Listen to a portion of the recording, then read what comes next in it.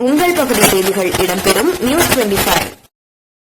அனைவருக்கும் இனிய கிறிஸ்துமஸ் புத்தாண்டு நல்வாழ்த்துக்கள். Mechanic K Paul Bhaskar, Aruna auto works, வீமன் திருக்கும்பகோணம்.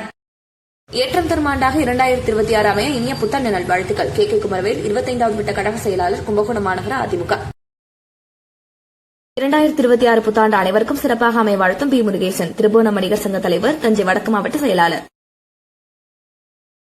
புத்தாண்டில் அனைவரது வாழ்வும் சிறப்புற அமைய வாழ்த்தும் பொறியாளர் வி சிவக்குமார், தஞ்சை வடக்கு மாவட்ட அமைப்பாளர், விளையாட்டு மேம்பாட்டு அணி. அனைவருக்கும் 2026 ஆண்டு சிறப்பாக அமைய நல்வாழ்த்துக்கள். பத்திர எழுத்தர் தங்க Ganesan, GSI job centre, register office எதிரில், திருவிடைமருதூர். எம்எஸ்ஆர் என்கிற மாடாக்குடி எம்எஸ் ராஜேந்திரன், மாநில துணைத் தலைவர், தமிழ்நாடு மோட்டார் வாகன ஆலோசகர்கள் நலசங்கம். வெளிநாடுகளை போன்று வேளாங்கண்ணியிலும் ஜொலிக்க விடப்பட்ட கிறிஸ்துமஸ் மரம். உலக புகழ்பெற்ற மாதா பேராலயத்தில் கிறிஸ்துமஸ் விழாவை கிறிஸ்துவர்கள் கோலாகலமாக கொண்டாடும் வகையில் ஏற்பாடு. உலகம் முழுவதிலும் உள்ள கிறிஸ்துவர்கள் இயேசு கிறிஸ்து பிறப்பை கடந்த ஒரு மாத காலம் கிறிஸ்துமஸ் பண்டிகை விழாவாக கொண்டாடி வருகின்றனர். நாகை மாவட்டம் வேளாங்கண்ணியில் அமைந்துள்ள உலக பிரசித்தி பெற்ற மாதா பேராலயத்தில் கிறிஸ்துமஸ் விழாவை முன்னிட்டு கிறிஸ்துமஸ் மரம் இன்று புனிதம் செய்து காட்சிக்கு வைக்கப்பட்டது.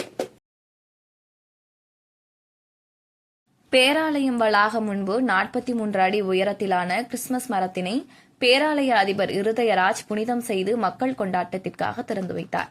அங்கு வண்ண மத்தாப்புகள் எரிய மின்னொளி அலங்காரத்தில் கிறிஸ்துமஸ் மரம் ஜொலிக்க விடப்பட்டது.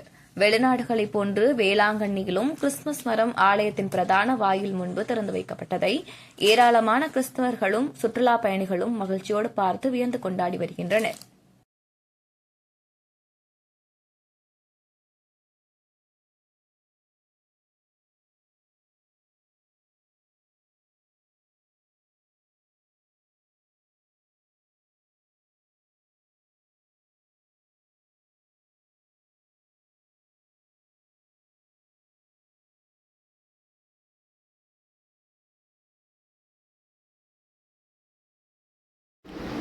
தங்கம் போல் மின்னி காட்சி கொடுக்கும் வேளாங்கண்ணியின் மின் அலங்காரம்.